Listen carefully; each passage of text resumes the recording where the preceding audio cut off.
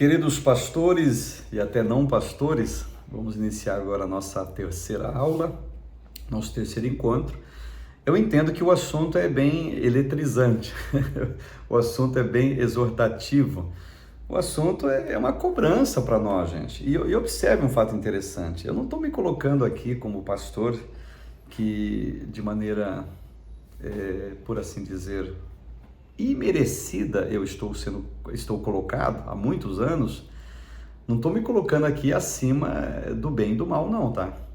Não estou me colocando aqui no sentido, vocês são pastores ruins, eu sou um pastor bom. Pelo fato de eu estar aqui trocando conhecimento com vocês nessa aula, acompanhando esse estudo que a gente tem aqui no canal do YouTube, eu não me coloco como uma pessoa melhor do que ninguém, de forma nenhuma.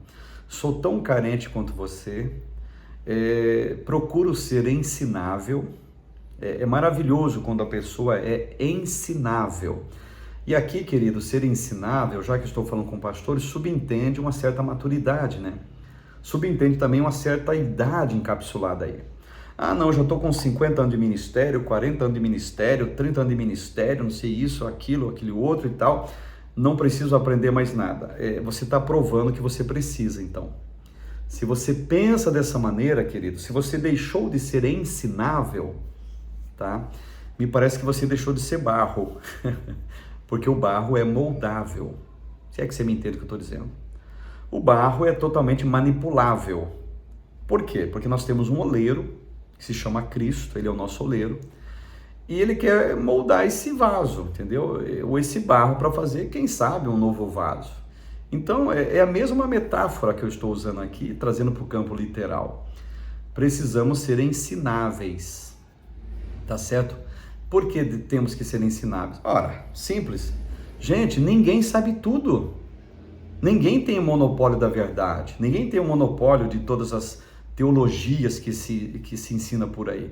Ninguém é dono da teologia sistemática ou da teologia pastoral ou de qualquer outra teologia que seja, no sentido de dizer o seguinte: olha, eu criei isso, então, portanto, eu não preciso que ninguém me ensine absolutamente nada.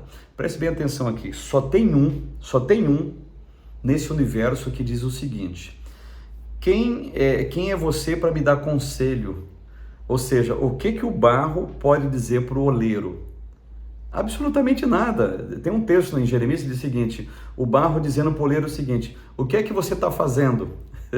Por favor, né, gente? O que eu quero dizer? O que a Bíblia quer dizer para nós? Nós somos o barro, o Senhor Deus é o oleiro, então, portanto, nós estamos num processo de ensinamento. Nós estamos num processo de aprendizagem. E se você se considera como o pastor que você é, se por acaso estou tendo a honra de ter um pastor que me acompanhe nessas despretensiosas aulas, se você é um pastor e não importa a idade que você tem, não importa quantos anos de ministério você tenha, e você diz que você não precisa aprender mais nada, é bem provável que você tenha que voltar para o final da fila, tá? Com todo respeito aos seus cabelos brancos, com todo respeito à tua idade, com todo respeito a quantas congregações tem o teu campo, quantos membros tem o seu campo. Na realidade, você não tem membro nenhum, porque os membros são do corpo de Cristo. O corpo de Cristo é a igreja dele, tá? Você apenas foi colocado numa posição de privilégio e de responsabilidade. E eu entendo que essa posição, já que tu se propôs a ser, foi chamado para ser, essa função tem que ser exercida da melhor maneira possível, porque nós estamos lidando com algo muito sério, tá? Se é que vocês me entendem. Página 21, amados, do nosso material, quem tem o material, tá certo? O ministério pastoral. Inicialmente é importante que se identifique o que de fato significa a palavra ministério, tá? Para muitos a ideia de ministério está ligado à promoção, você pensou isso, né? Status, sucesso, honrarias, dentre outros. Ministro, né? Tem gente que enche a boca até, inclusive, né? O meu ministério, coitado. Porque é status, né, gente? É um Muster have it all, né? É a alta cúpula de alguma coisa, né? Foro privilegiado. Tá tudo errado, gente. Ministério, ser ministro, não tem nada a ver com isso. Nós vamos entender, tá? E não quero desmerecer ninguém aqui, tá bom, gente? Se você se sente feliz onde você está, o que você está exercendo, amém, amém. Não tô roubando isso de você. Esse legado, essa galardia, quem sou eu para tirar de você, meu amigo pastor que está me vendo? Mas ser ministro, ministério não é status, tá? Não é honraria. Vamos entender isso. De fato, é privilégio e honra ser chamado por Deus para o exercício do santo ministério. Porém, é preciso lembrar que isso não deve produzir no ser humano, por conta do seu chamado, algum sentimento de superioridade ou grandeza, tá? Em relação às demais pessoas da casa de Deus. Antes, é preciso descer mais um degrau, reconhecendo que ser ministro é servir, é doar-se ao próximo, pois a palavra ministério denota cargo, ou ainda um ofício ou função a ser executada. Coloque na tua cabeça, tá? Tire esse rei que está na tua barriga aí, tá bom? Quer dizer, ou é uma tênia solitária ou é gases, tá? Até desculpe a brincadeira, tá? A única pessoa que teve o rei na barriga nesse planeta foi a Maria, o rei estava lá dentro, Jesus, tá? Nós não, tá bom? Então, entenda uma coisa, ser ministro de Deus, desenvolver um ministério, não é você se cercar de vassalos. Os membros da sua igreja não são os seus empregados, tá certo? Se o teu objetivo é só reconhecimento, aplausos, hosanas, mimos, presentes, tá certo? Likes, seguidores, se vê como uma pretensa, quase que divindade, meia boca dentro de uma igreja, você está errado, você está totalmente equivocado. Ser ministro não é isso. Quando Jesus ia se manifestar, ele usa o profeta Isaías dizendo, ele vai ser quase que mudo. Mudo em que sentido? Me entenda. Ele não vai fazer a sua voz se ouvir nas praças, ele não vai fazer alarde, ele não vai tocar trombeta para si. Fala da descrição de Cristo, fala da simplicidade de Cristo. Não era simplório, ele era simples. Jesus não era espalhafatoso, Jesus não era um ser deslumbrado. Os irmãos de Jesus pediram para que ele fosse deslumbrado. Lembra? Mostra-te ao mundo quem você é, quem você significa, quem você representa. Os irmãos de Jesus queriam esses holofotes para Cristo, mas Jesus nunca fez isso. Tá lembrado? E, às vezes ele curava pessoas, ele dizia, não conte para ninguém. Lembra disso? Não é para dizer para ninguém não quem foi que eu fiz, o que foi que eu fiz. Teve uma ocasião no ministério do mestre que as pessoas vieram para arrebatá-lo para fazê-lo rei. Lembra disso? Que momento, né? Tá dando de comer para as pessoas, multidão seguindo, tá fazendo milagre, tá expulsando demônio. Esse é o cara da vez, é a bola da vez, né? Mas Jesus não. A descrição dele foi extraordinária, gente. Me parece que nós, pastores, temos muito, mas muito a aprender com Jesus, principalmente a sua descrição. O MacArthur, ele diz o seguinte sobre ministério pastoral. O ministério pastoral é um chamado divino e inigualável, concedido a homens eleitos por Deus para serem ministros de sua palavra e servos da sua igreja. Os homens chamados para esse trabalho sentem-se indignos, tá? E desqualificados para a tarefa tão preciosa, tá? Indigno por quê? 1 Timóteo 1, 12 a 17. Desqualificado por quê? 2 Coríntios 3, 4 a 6. Paulo se sentia assim. Paulo se via dessa forma, né? Agora, se você chega com o nariz empinado, todo, né? Cuidado com essa pompa. Isso não condiz com o chamado pastoral.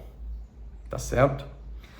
Mas aos separados para o ministério, aplica-se o clamor do apóstolo Paulo.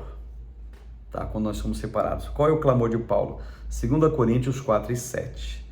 Temos, porém, este tesouro em vasos de barro, para que a excelência do poder seja de Deus e não de nós. E coloca na tua cabeça que eu faço a mesma coisa. Não é você, é Deus através de você.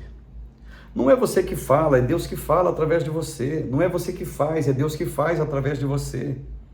Entendeu? Não é você em parceria com Deus, é Deus que simplesmente quis fazer uma parceria com você e te trouxe ao ministério, que te colocou.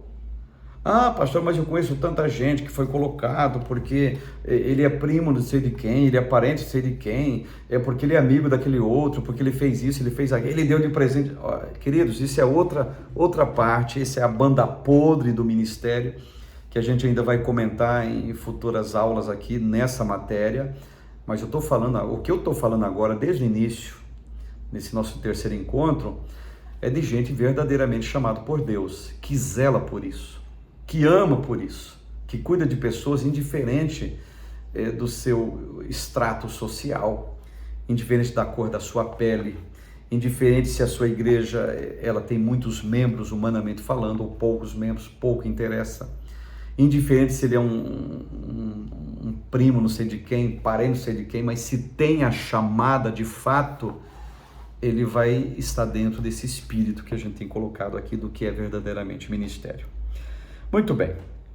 No Antigo Testamento, o ministério estava ligado a 3 classes importantes: sacerdote que cuidava do culto e dos sacrifícios, profeta, homem de Deus, que trazia a mensagem divina para o povo, Isaías capítulo 1, e o rei, aquele que deveria conduzir os destinos da nação, sempre obedecendo aos mandamentos do Senhor. Se você ler o livro dos reis de Israel, os 2 livros que nós temos, vocês vão entender isso. Então essa tríade aqui, gente, sacerdote, profeta e rei, era responsável por servir aos homens de Israel, tá certo? Então a figura de ministério, a figura de pastor, ela vai transitar nessa tríade do Antigo Testamento. Homens convocados para servir pessoas no âmbito de Israel. Pastor é a mesma coisa.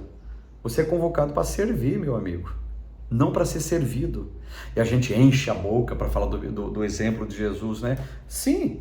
O que adianta encher a boca e não viver aquilo que Jesus pediu nesse sentido de servir? O Filho do Homem, diz a Bíblia, né? Ele não veio para ser servido, mas ele veio para servir e dar a sua vida em resgate de muitos. Eu penso que se Jesus não servisse, quando ele veio para servir, eu não sei se a sua obra teria tanta eficácia assim, gente. Tá? Ele veio para se doar, ele veio para se entregar a sua vida. A interface entre a teologia pastoral e outras áreas, tá? Como fora dito anteriormente, a teologia pastoral é um dos braços ligados ao eixo maior, que é a teologia. Ela não está isolada, embora apresente caráter próprio enquanto disciplina, com suas especialidades, que vai cuidar e tratar do pastor. No entanto, ela se une ao espectro maior, onde concentram-se os primorosos estudos teológicos a fim de somar, de contribuir para a formação de novos obreiros e obreiras, né? E capacitação ou reciclagem daqueles que já estão no labor ministerial.